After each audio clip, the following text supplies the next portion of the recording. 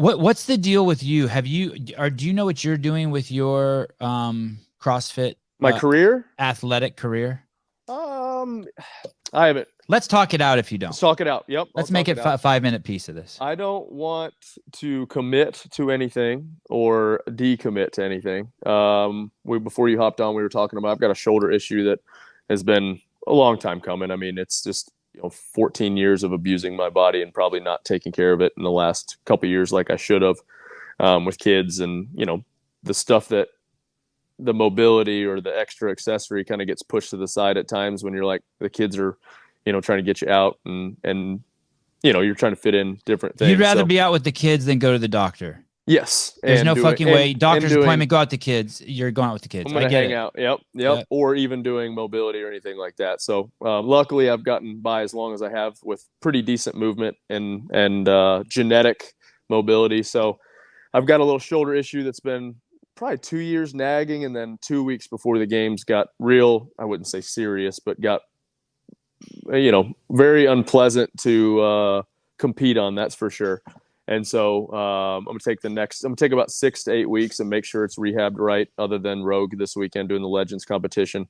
And if it feels like I can bypass doing surgery, which I would like to do by, if you talk to a PT, oh yeah, we can rehab that. If you talk to a surgeon, they're like, oh nope, only way we're gonna fix that is if we cut on it. So I would like to do my due diligence for once and actually try to rehab it. I've been pretty successful with that, and it's improving. So if I can get that back to good and feel like I can still compete at a level I want to, I'll definitely do the Open, do the age group online qualifiers, mouthful, and then whatever, I guess, semifinals for Masters. And then if I feel like it's not going to take away from the summer with the kids and doing some fun stuff, then year to year, I'll decide if I'm going to compete or not. And so, I mean, I'm going to be working out. I enjoy working out. I enjoy competing. I'm going to be around all these guys, girls crushing themselves, and I'm going to have FOMO. So I might as well participate. But that being said, if it's taken away from something family-wise, kids-wise, I won't be there that year. But I'll try to do as much as I can. I mean, I was looking at the schedule next year, and basically for Masters, it's February to end of March, beginning of April, and then you have May, June, July before you have to compete. So we'll see. Okay, so a couple of things to unpack here. I was thinking of my next question and wasn't listening 100%. I got it. Love it. But here we go. First of all, for my mom who's listening, can you tell her what FOMO stands for? Fear of missing out. Okay, there you go, Mom. So am I hearing that? I didn't hear you mention teams at all. So teams is done. Yeah, I've exhausted that point in my career doing teams. I enjoyed it, loved it, every minute of it. But it was, how I am. I'm about 6 years in on doing something, then I quit. Let's say this is your life, this pen right here. Yep. We'll take the cap off so it's not confusing. And then your life was consumed by the games as individual, yep. And then you move the needle this way, let's say, to make room for family and kids, and then would you say that not doing teams is to move the needle more this way?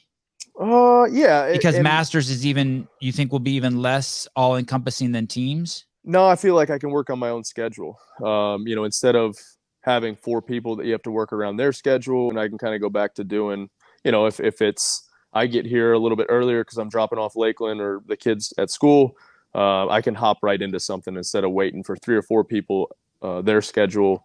It's just different. It's a different point, new challenge, I guess, different challenge. I don't know. Yeah, I probably still train.